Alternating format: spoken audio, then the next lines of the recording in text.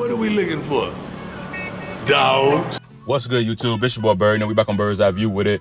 Like always, appreciate the love and support. Please continue to like, comment, and subscribe. Stop what you're doing. Smash the like button, smash subscribe button. Hop in the comment section, comment whatever you want. Of course, I'm dropping daily bangers day by day. You know we got news of the day coming out of Colorado. And we're going to jump right into it, dog. So, of course, we back with another recap with this Colorado football program. As always, shout out Well Off Media, Reach the People Media for providing us this phenomenal footage each and every day. Of course, we're turning the page from our dominant performance this past Saturday against the Arizona Wildcats. We dominated on all three phases. Even though we did play a really complete game, there's still room for improvement, which is really, really good, man. This team, all of our goals are in front of us, man, and I can't wait to see the production that we roll out this week and the following weeks as well. Now, shout out to everyone that's been impacted. I know it's Breast Cancer Awareness Month. You know, seeing all the pink. Love seeing all the pink, man. I've been directly impacted. So my mother actually passed away from breast cancer when I was 7 years old. So I've definitely been directly impacted by breast cancer. So, you know, shout out to anyone who's dealt with any type of breast cancer or beat it or any type of cancer in general. Much love and prayers out to those involved. But yeah, this Colorado football program, man, we continue to take a lot of great steps moving forward. Of course, we got an upcoming matchup against the Cincinnati Bearcats. They're going to be a formidable opponent. They're solid, man, across the board.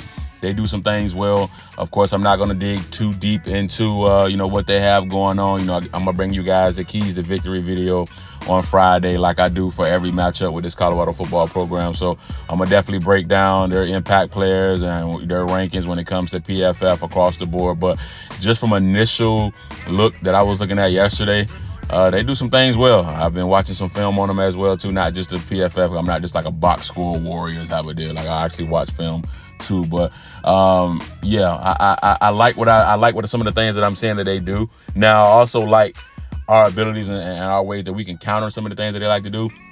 And I feel like we do some things that they'll kind of struggle with. But yeah, it's gonna be definitely a fun environment, man. It looks like it's gonna be a blackout for the fans. I see they're encouraging the fans to wear black. So I wish I could make it to that matchup. I won't be able to be in attendance, but of course, like I said, I will be back for the Utah game. But shout out to Omarion Miller. Of course, everyone pretty much embraced him. He had that serious injury in the K-State game, a game where he was balling, dog. He was flat out balling, dog, and tough to see the injuries, man. I know he's going to be out for a few months. It was like 4 or 5 month recovery, but he's going to come back stronger for sure. These are the type of things that make you come back stronger. I've broken a bone. I broke my fibula. And I've done some other things too, dislocated a kneecap, all kind of stuff. But so you always come back stronger as long as you put in the work with the rehab. Of course, the rehab is tough, but the harder you work in rehab, the stronger you'll come back. And a lot of times players come back a little bit stronger, honestly, when it comes to like breaks, when it comes to like this, as opposed to like ACLs. And even guys with ACLs are coming back stronger now too. So, prayers out to Omarion Miller and a speedy recovery for that young man. But getting back to that Cincinnati matchup, like I said, it's gonna be electric. I mean, you talking about we win that game, we're bowl eligible. There's a lot of things at stake, right? I think if we win that game, it'll move us into second place. We'll be tied for second place in the Big 12. So there's a lot of things that are on our plate, right? And I'm just looking forward to seeing our guys respond after this dominant performance, and we got to keep it going, right? We got to stay consistent and continue to be dominant. Let's have a dominant performance at home. Our dominating performances this season have all been on the road. When you look at Colorado State, UCF, Arizona, they've all been on the road. So we want a dominant performance at home in front of our home faithful. And let's, of course, secure a bowl game for Miss Peggy. And let's keep rolling. Like I said, the way the schedule is, man, it's really, really, I wouldn't say comfortable, but it's really, really in favor of us, and we can really get the job done. Now, we will have some recruits on campus this weekend. It's going to be a big recruiting weekend for us. Of course, I'll give you guys a more in-depth breakdown as to the players that will be there once I get a full list of the guys. But as of right now, I know Carday Smith, the currently USC commit, the offensive tackle, is expected to be in Boulder. Now, 247, I'm on y'all head because y'all know how it go. And anytime a player is considering coming to Colorado, magically out of nowhere, their rankings drop, they lose a star. And of course, they done it with Carday Smith, man. He was a 4-star. He's been a 4-star for forever, honestly. And out of nowhere, recently, he dropped into a 3-star now. So we know how that goes, right? He was rated at a 90, close to like a 91, which is a 4-star. And then now all of a sudden he's an 89, which is obviously a 3-star. So It's just funny to see them do that consistently. But it is what it is.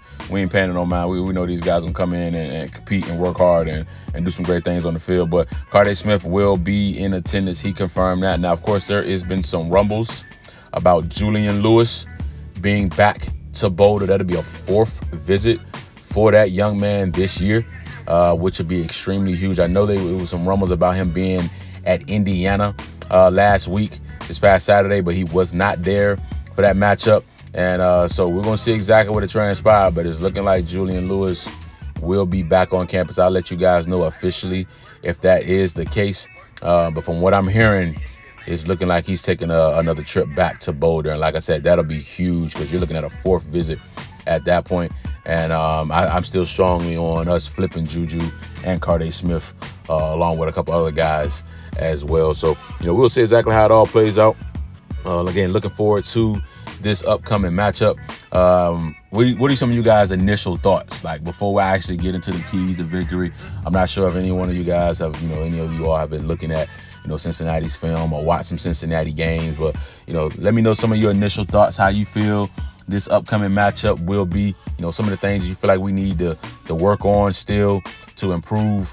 And, hey, like when I say like, it's just crazy because I was on Twitter earlier and, it's crazy how in the beginning of the year, you had a lot of people saying, oh, this is going to be a repeat of last year. They went in the transfer portal again, got 40-plus guys out of the portal, whoop-de-whoop.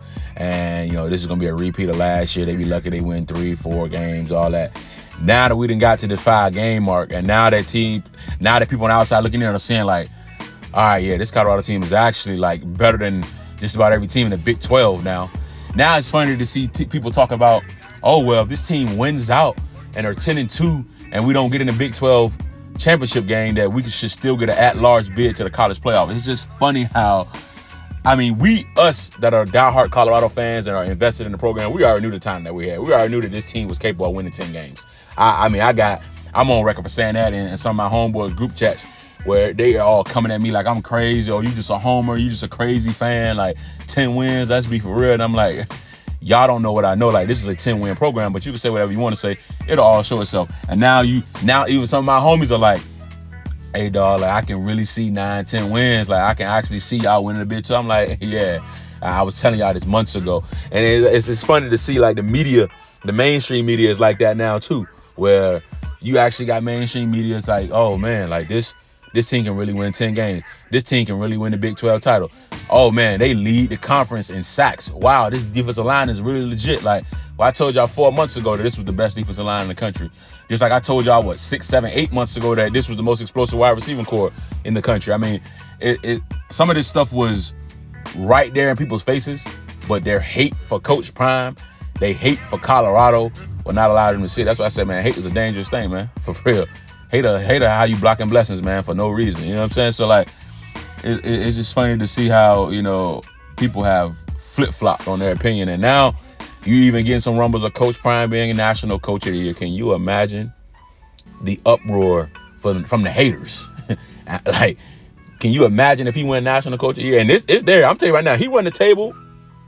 National coach of the year, that is not far-fetched at all. Now, I feel like the strongest pushback right now for Coach Prime for National Coach of the Year is going to be Coach Cincinnati at Indiana. Now, what he's doing in Indiana right now with them being undefeated, his first year, how he's able to flip that program around, that's a basketball school. That's not a football school. That's a basketball school. So for him to be able to flip that program around, and they're undefeated right now, they go undefeated and possibly win the Big Ten, and go to the college football playoff. I mean, it's gonna be tough for him not to win Coach of the Year with an undefeated record his first year. Shout out to Coach Cincinnati, man. He actually coached my little brother. Y'all know my little brother started his career off at James Madison. He was under Mike Houston at first, and then Mike Houston ended up going to East Carolina. I know he just got fired from East Carolina. Mike Houston, my dog, though, man. I chopped up with Mike Houston all the time, man. Yeah, he was the main recruiter for my little brother and get him to James Madison. But and Coach Cincinnati came and took over once Coach Mike Houston left. So my little brother actually played for Coach Sig for 1 year. So I'm familiar with Coach Cincinnati, man, and what he's been able to do. And he's a winner. He won everywhere he's been. He won D2 level, Elon, James Madison. I know he was under Nick Saban at Alabama for a little bit. And of course now he's dominating at Indiana. So that'll be the his strongest competitor, I will say, for Coach of the Year. Like I said, I believe he'll have to run the table. I believe we'll have to win 10 wins. If we go to 10-2, then I believe it's down to Coach Prime and Coach Cincinnati. It's just going to all depend on what Indiana record is. If Indiana runs the table, then it's going to be hard for anyone to win Coach of the Year over Coach Sig. But we'll see exactly what it transpired, man. Definitely appreciate you guys, everything that you're doing for my channel. Like I said, of course, we hit 13,000 subscribers.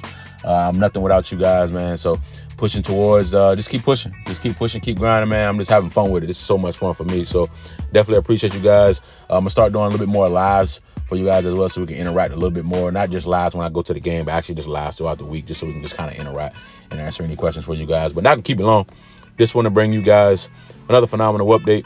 Please continue to like, comment, and subscribe. You know what time it is, dog. Bird's eye view, man.